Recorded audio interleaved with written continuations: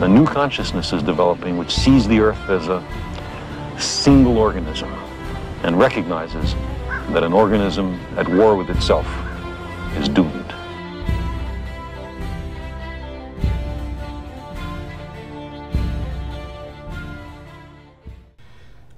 Welcome back. We're on 2 Samuel chapter 14. I'm not at all looking forward to this, but it must be done. If we ever want to get through this Bible, must keep reading. Must. Joab realized how much the king longed to see Absalom, so he sent for a woman from Tekoa who had a reputation for great wisdom. He said to her, "Pretend you are in mourning, wear mourning clothes, and don't put on lotions. Act like a woman who has been mourning for the dead for a long time. Then go to the king and tell him the story I am about to tell you." Then Joab told her what to say. This is interesting, right?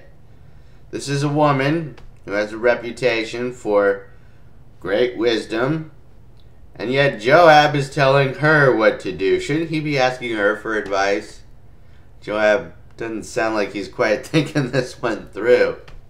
Then again, he's not the one they're crediting with great wisdom. When the woman from Tekoa approached the king, she bowed with her face to the ground in deep respect and cried out, "O king, help me!" "What's the trouble?" the king asked. "Alas, I am a widow," she replied. "My husband is dead. My 2 sons had a fight out in the field, and since no one was there to stop it, one of them was killed. Now the rest of the family is demanding, 'Let us have your son. We will execute him for murdering his brother. He doesn't deserve to inherit his family's property. They want to extinguish the only coal I have left, and my husband's name and family will disappear from the face of the earth.' 'Leave it to me,' the king told her. 'Go home and I'll see to it that no one touches him.' 'Oh, thank you, my lord the king,' the woman from Tekoa replied. 'If you are criticized for helping me, let the blame fall on me and on my father's house, and let the king and his throne be innocent.' 'If anyone objects,' the king said, 'bring him to me. I can assure you he will never complain again.' Then she said, 'Please swear to me by the Lord your God that you won't let anyone take vengeance against my son. I want no more bloodshed.' 'As surely as the Lord lives,' he replied, 'not a hair on your son's head will be disturbed.' 'Please allow me to ask one more thing of my lord the king,' she said. 'Go ahead and speak,' he responded. She replied, 'Why don't you do as much for the people of God as you have promised to do for me?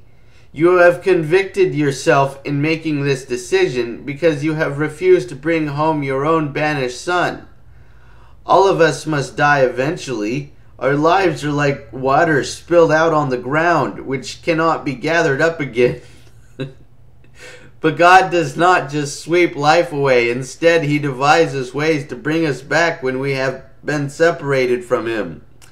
I have come to plead with my lord the king because people have threatened me. I said to myself, perhaps the king will listen to me and rescue us from those who would cut us off from the inheritance God has given us. Yes, my lord the king will give us peace of mind again. I know that you are like an angel of God in discerning good from evil. May the Lord your God be with you.' 'I must know one thing,' the king replied, 'and tell me the truth.' 'Yes, my lord the king,' she responded. 'Did Joab put you up to this?' And the woman replied, 'My lord the king, how can I deny it? Nobody can hide anything from you. Yes, Joab sent me and told me what to say. He did it to place the matter before you in a different light. But you are as wise as an angel of God, and you understand everything that happens among us.' So the king sent for Joab and told him, 'All right, go and bring back the young man Absalom.' Joab bowed with his face to the ground in deep respect and said, 'At last I know that I have gained your approval, my lord the king, for you have granted me this request.' Then Joab went to Geshur and brought Absalom back to Jerusalem. But the king gave this order: Absalom may go to his own house, but he must never come into my presence. So Absalom did not see the king. Now Absalom was praised as the most handsome man in all Israel. He was flawless from head to foot. He cut his hair only once a year, and then only because it was so heavy. When he weighed it, it came to 5 pounds. He had 3 sons and 1 daughter. His daughter's name was Tamar, and she was very beautiful. Absalom lived in Jerusalem for 2 years, but he never got to see the king. Then Absalom sent for Joab to ask him to intercede for him, but Joab refused to come. Absalom sent for him a second time, but again Joab refused to come. So Absalom said to his servants, "Go and set fire to Joab's barley field, the field next to mine." So they set his field on fire as Absalom had commanded. Then Joab came to Absalom at his house and demanded, "Why did your servants set my field on fire?" And Absalom replied, "Because I wanted you to ask the king why he brought me back from Jeshurun if he didn't intend to see me. I might as well have stayed there. Let me see the king. If he finds me guilty of anything, then let him kill me." So Joab told the king what Absalom had said.